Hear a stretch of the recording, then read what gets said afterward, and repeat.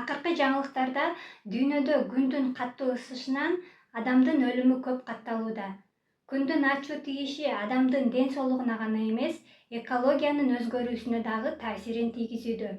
Мисалы, түндүк түштүк уюлдардагы муздун эриши, суу каптоолор, сел кесепетинен түшүмдөргө зыян келиши, кургакчылыктын айынан түрдүү оорулардын күчөшү, өрттөрдүн көбөйүшү жана башка климаттын кескин өзгөрүүсү адамдын өмүрүнө гана эмес, экономикага дагы таасирин тийгизүүдө. Климаттын өзгөрүүсүнүн себеби эмнеде? Бардык нерсе Кудайдын буйругу менен болот дегендей, 2023-жылы жаңы Кудай Арстаналай чоң чечимдерди кабыл алган.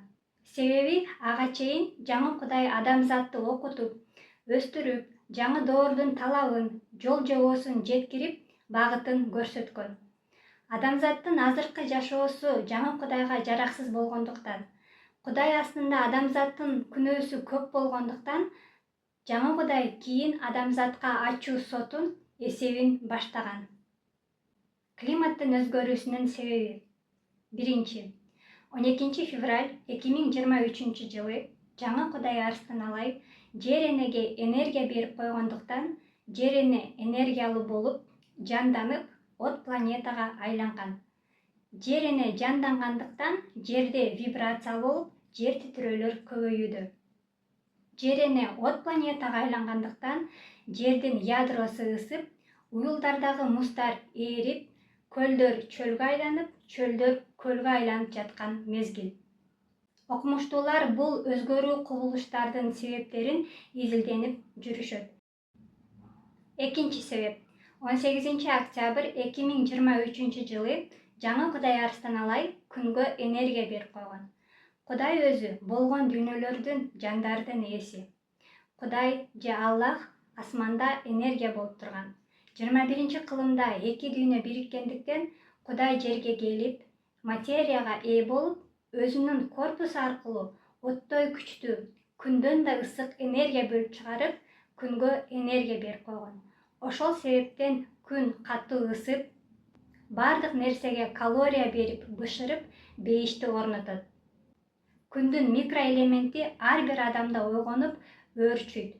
Күндүн ысышы адамдардын көкүрөгүн улуулукка өстүрүүгө ойготот. Окумуштуулар изилдеп жаткан солнечная вспышка же магниттик бороондор күн энергия бөлүп чыгаргандыктан. Үчүнчү себеп. 21 ноябрь 2023-жылы жаңы Кудай Арстаналай абаны ысытып, абага энергия өткөрүп койгон. Жаңы Кудай абаны ысытып, тазалап, боеп, муздатып коем деген. Жаңы Кудай абаны ысытып муздатканда, жайды салкын, кышты жылуу кылып коет. Жылуу аба ызгардуу кышты жоет. Эки дүйнө биригип, ааламдык күчтөр жерге энергия түрүндө түшкөндүктөн, абанын составы, курамы өзгөрүп, аба коюлду. Ошол себептен адамда өпкө оорулары көбөйүп, дем алуусу оорулашып жатат. Жаңы Кудай абаны жылытканда, аба адамга энергия болуп тиет. Эгер адам эски психологияда жашаса, анда аба түрдүү вирус болуп тиет. Ошол себептен дүйнөдө түрдүү вирустар катталып, эпидемия жарыялап жатышат. Жаңы Кудай аба аркылуу өз бийлигин жүргүзүп жатат. Ал процессти эч ким токтото албайт. Демек, климаттын өзгөрүүсүнүн себеби күн, аба, жер энергиялуу болуп калгандыктан болууда. Күндүн ачуу тийиши, абанын ысышы, жер эне энергиялуу болуп от планетага айланышы, табият кырсыктарынын көбөйүшү адамзатты ар тараптан айласын кетирип, жаңы Кудайдын мыйзамына баш ийдирет, багындырат, улуулукка өстүрөт же өлтүрөт. Анткени табият жаңы Кудайдын аткаруучусу жана кабарчысы. Жаңы Кудайдын адамзатка талабы кандай?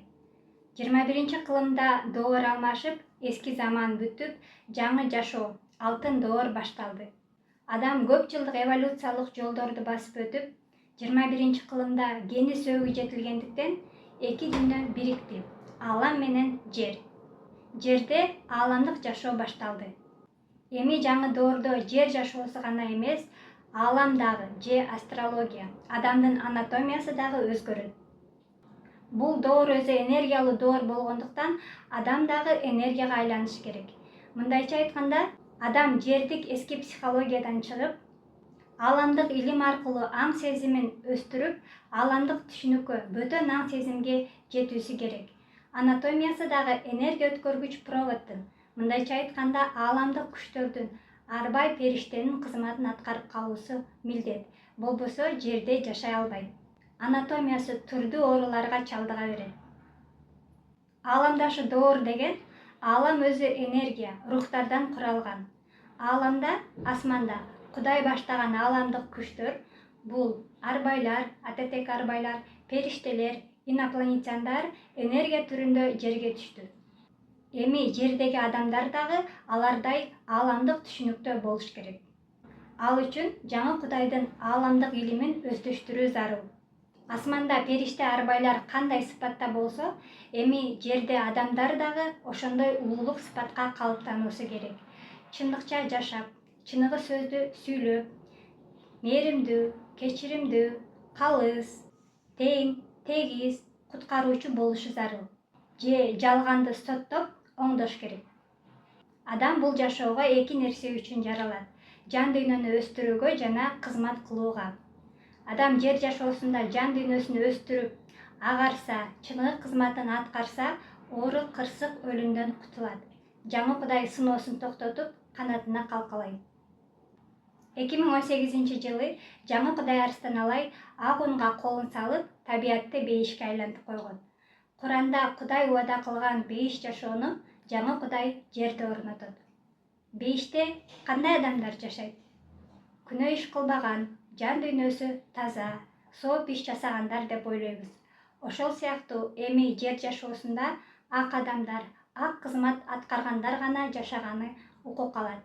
Азыркы учурда өлүм сыноосу келип, өткөл олго мезгил жүрүүдө. Күн, аба, жер энергиялуу болуп калгандыктан, адам дагы энергия өткөргүч проводко өтпөсө, жерде жашай албайт. Эгер бир ядро жаңы Кудай болбосо, табият бейишке айланбайт эле. Кыш өзүнөн өзү жоюлбайт эле. Күн катуу ысыбайт эле. Адамзатка эсеп жүрбөйт эле. Ошон үчүн адамзат өлүм сыноосунан кутулуу үчүн жаңы Кудайдын талабын аткарып, улуу жолго түшүш керек.